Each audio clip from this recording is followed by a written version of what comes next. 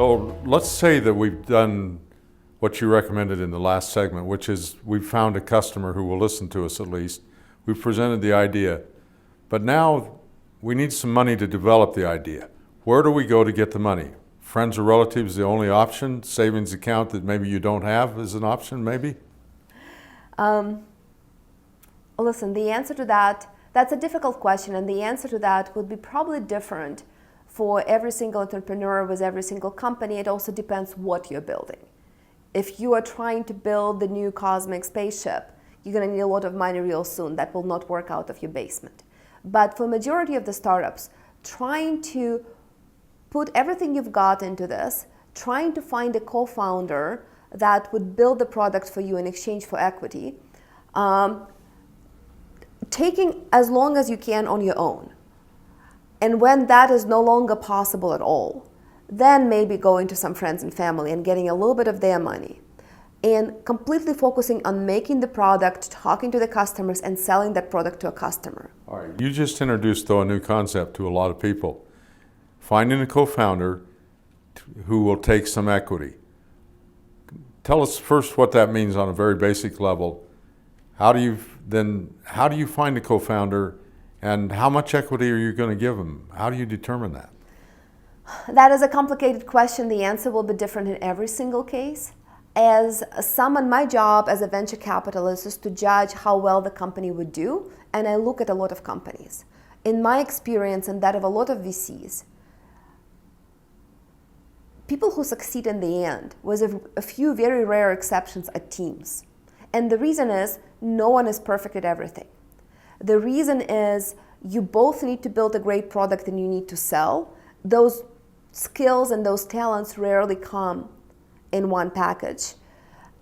It's a very long journey where everyone who will be honest with you will tell you that they've hit a lot of bumps. It's much better with a friend.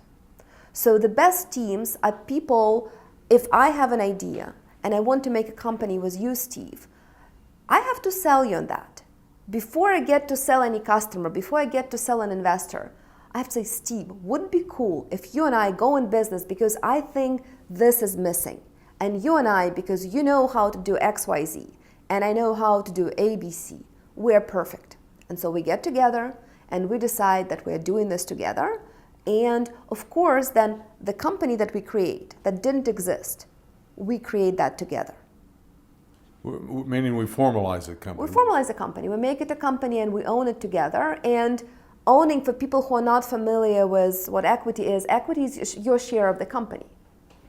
As a venture capitalist, for people who find the company, I generally like for the equity to be divided reasonably. Again, I don't like 50-50 because then you don't know who will make decision when one decision needs to be made. But I also don't like a situation when one founder is at 80% and another co-founder is at 5%. Generally, that does not create a team that will go sustainably over the long run. Suppose it's my idea. Suppose I say, I've got this great idea, Oksana, and I think you and I would be great partners in this. How much equity should I give you? If we're good friends, we're going to be talking about this. But let me point one common mistake that people often make. People believe idea is a king.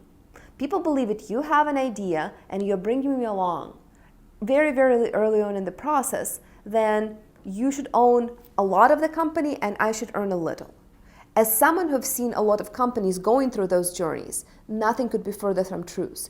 Ideas are cheap. Ideas are many. It's the idea, it's the execution, it's the team that you will recruit, it's the customers that you're going to present that idea to. All of that matters way more than specifics of the original idea. Do you have to save some equity for other people you might bring into to your fledgling organization? That would be a good thing. As a startup, you do not have a lot of currency other than the equity in your company. So you would say, you can't give me a number because each situation is different. I get that. But give me a range.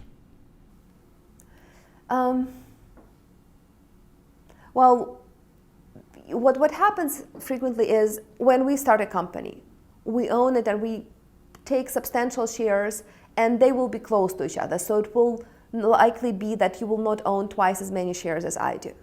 we would allocate a big chunk of equity to the future employees that will come along, because the first few people that will come, we probably cannot pay them much, and they have to come and work with us because they believe in what we're building, and they believe that they will be rewarded because their share of the company, when we are successful, will be worth way more than what they would have earned just going and working for a nice, stable company out there.